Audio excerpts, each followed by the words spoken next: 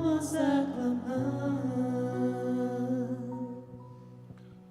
O Senhor esteja convosco. Ele está no meio de nós. Proclamação do Evangelho de Jesus Cristo segundo João. Glória a vós, Senhor.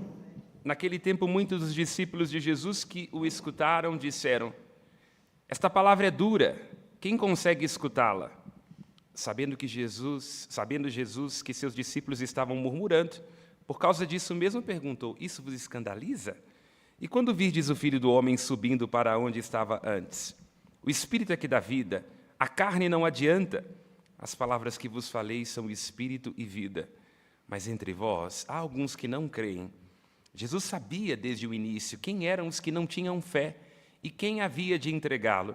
E acrescentou: é por isso que vos disse, ninguém pode vir a mim, a não ser que lhe seja concedido pelo Pai. A partir daquele momento, muitos discípulos voltaram atrás e não andavam mais com Jesus. Então Jesus disse aos 12, vós também não quereis ir embora? Simão respondeu, a quem iremos, Senhor? Tu tens palavra de vida eterna. Nós cremos firmemente e reconhecemos que Tu és o Santo de Deus. Palavra da salvação. Glória a vós, Senhor. Pelas palavras do Santo Evangelho, sejam perdoados os nossos pecados. Amém. Podemos nos sentar. Escolhi, entregue à graça do Espírito, tomar duas palavras na reflexão desta manhã, que encontram-se presentes na Sagrada Liturgia e cuja força é capaz de transformar estes tempos que são os nossos, que têm suas dores e desesperanças. A primeira palavra é a palavra cuidado. A segunda palavra é avesso. Pense em cuidado a partir da primeira leitura, no versículo 32, quando os Atos dos Apóstolos dizem que Pedro percorria todos os lugares e visitava também os santos que moravam em Lida. Pedro visita a comunidade dos santos e nessa comunidade encontra e é capaz de deixar-se encontrar Enéas e Tabita. Chama-nos a atenção este afeto, esta cercania do apóstolo Pedro, cumprindo-se aqui neste momento no relato dos Atos dos Apóstolos, o que será ele mesmo a dizer na carta a ele atribuída, 1 Pedro capítulo 5, versículo 2, onde lá há uma indicação muito precisa aos pastores. Pastores, cuidai não por coação, mas de coração generoso, não por torpe ganância, mas livremente, não como dominadores, mas como modelos do rebanho a vós confiado. É bonito perceber que já na primeira hora da igreja, aquele que traz as suas feridas, como todo homem que vem a este mundo, e também os seus limites, é capaz de cuidar. Cuida com um coração generoso. Cuida não como quem vê o outro diante de si, como um objeto a ser devorado. Essa é uma tendência dos tempos que são os nossos. Temos fomes que nunca são suficientes. Devoramos as redes sociais, os outros com os nossos olhares, com os nossos julgamentos, com o nosso abuso. Aliás, até nós mesmos somos devorados, porque para as grandes empresas tecnológicas, a gente quer o produto, não é? Quando a gente aperta lá a entrega de todos os nossos dados, num sentido diverso, de um tempo de ganância, a palavra apresentada é de uma liberdade. E não como dominação, não é? Nós corremos o risco de, quando temos um cargo de poder, nos julgarmos melhores do que os outros, e Pedro se apresenta como um modelo, na medida em que ele mesmo, apaixonado por nosso Senhor Jesus Cristo, põe-se ele a apaixonar outras pessoas por onde quer que passe, sendo ele mesmo na vida. Isso é bonito, porque não é palavras dos apóstolos, discursos dos apóstolos, sentenças dos apóstolos, mas atos dos apóstolos. Porque assim como aconteceu com Pedro na vida de cada um de nós, a gente tem que tomar muito cuidado com o modo com o qual a gente vive, porque a nossa vida pode ser o único evangelho que os outros leem. Então é na maneira com a qual nós agimos, com generosidade, com liberdade, sendo modelos, que o mundo há de crer, reconhecer e se abrir ao amor de Deus. Pedro está aqui atualizando neste cuidado, esta palavra é nossa companheira desde a primeira hora, o que Cristo o chama a ser no lago de Tiberíades, o ressuscitado. Ao invés de interrogar Pedro sobre suas falhas, seus limites e a sua traição, porque negar também é trair, num sentido diferente, Pedro é interrogado pelo Cristo sobre o amor, porque o amor é a condição e a garantia. Porque se nós amamos, nós encontramos. Porque se nós amamos, nós percebemos. Porque se nós amamos, a gente entra dentro das dores dos outros. Aqui é para ser redundante mesmo, entrar dentro. Empatia, empatosa, a gente tem essa capacidade de estar dentro dos sentimentos dos outros, porque se a gente ama, a gente é simpático. Não antipático, igual a nossa vizinha, mas simpático, ou seja, capaz de unir os nossos sentimentos, unir afeto, unir o nosso coração ao coração dos outros. E, é claro, não poderíamos deixar de situar neste lugar do cuidado este grande presente que a Igreja ganha à quinta-feira, o Papa Leão XIV, porque ele, na sua homilia primeira, na missa pró-eclésia, na Capela Sistina, diante dos cardeais e de todo mundo, fala do tesouro da fé, cuja sua missão, ele, enquanto sucessor do apóstolo Pedro, é a de conservar, escutar, é bonito isso, né? E transmitir. E o Papa alerta que a Igreja tem que ser um farol, poderíamos dizer, deste cuidado, um farol desta fé que se traduz em obras, porque, diz Leão XIV, se nós não formos este farol, nós estaremos à mercê de um mundo que traz consigo, pela perda da fé, as suas tragédias. E que tragédias, diz o Papa Leão XIV? Perda do sentido da vida, violação da dignidade, crise da família e esquecimento da misericórdia. Prestemos atenção nisso, não podemos nos esquecer da misericórdia, não podemos estar desatentos a este lugar do cuidado, porque temos que cuidar uns dos outros. Ontem estava na casa de um amigo no jantar e discutíamos em algum momento sobre se é possível ou não ser feliz sozinho. E dizia para eles, é claro que não.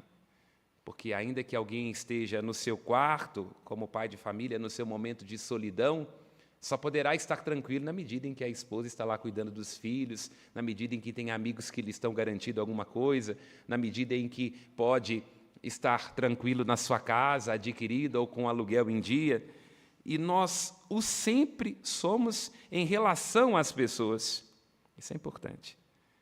A solitude é importante, porque tem momentos em que a gente tem que se devolver a si mesmo, em que, para dar uma resposta aos dramas da vida, a gente não pode dizer que é pai, que é mãe, que é chefe disso, que é chefe daquilo, que é padre ou qualquer outra alcunha.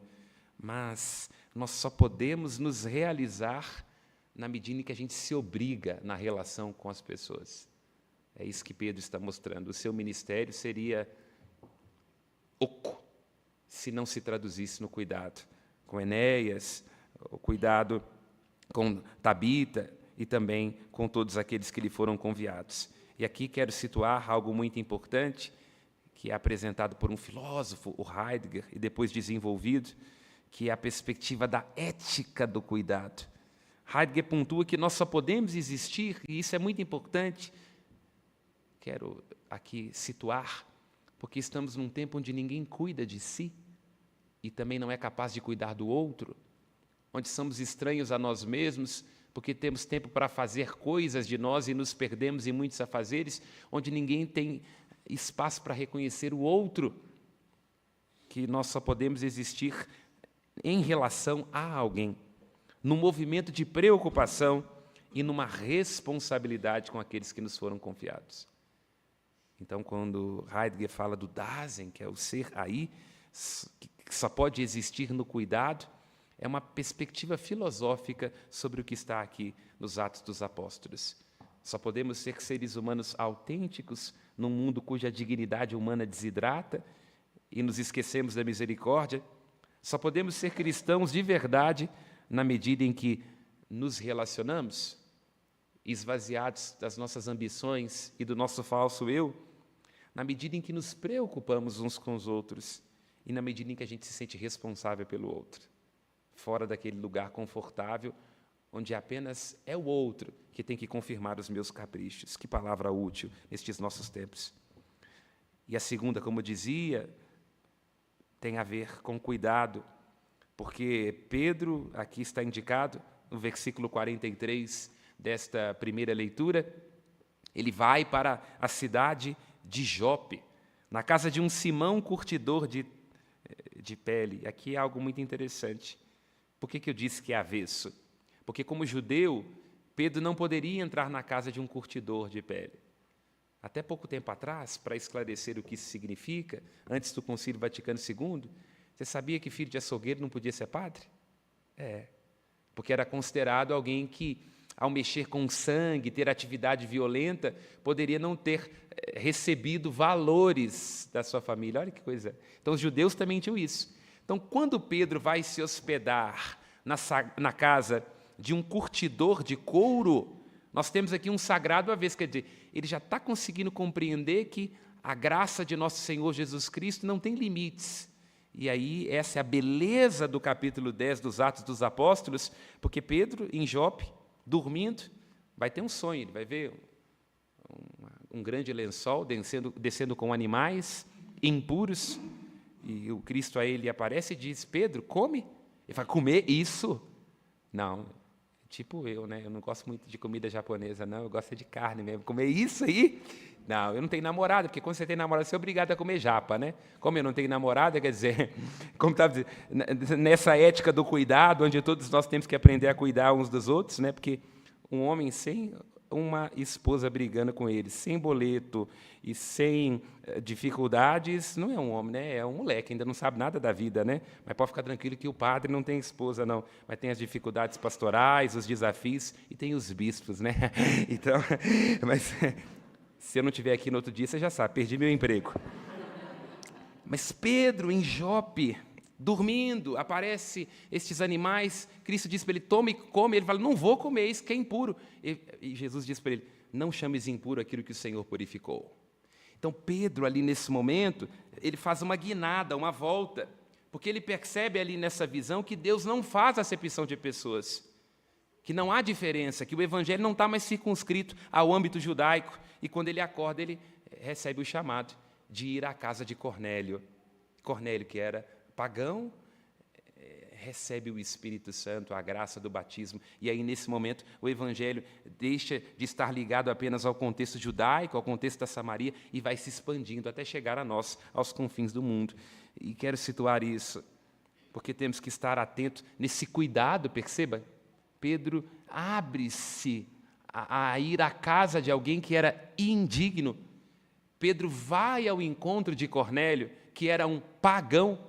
Nesse cuidado, ele vê o sagrado avesso de Deus. É muito bonito isso. Porque o que Pedro vai descobrir, e cada um de nós, e o que Leão XIV já parece ter descoberto, porque escolheu este nome, não é?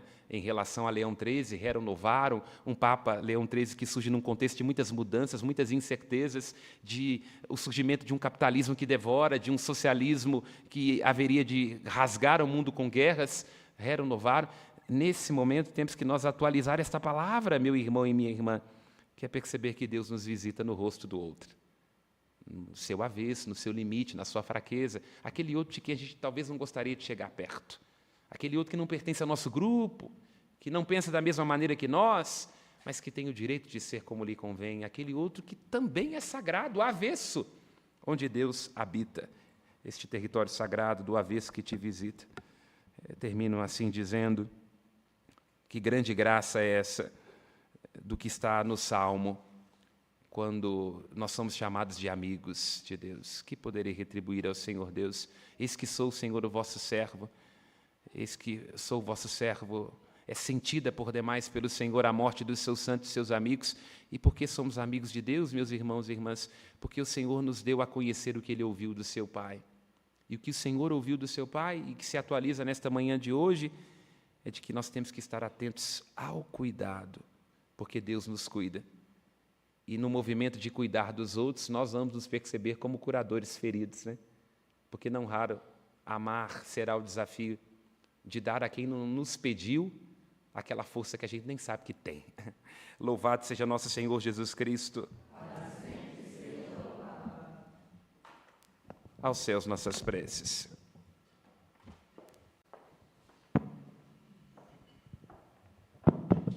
De pé responderemos juntos.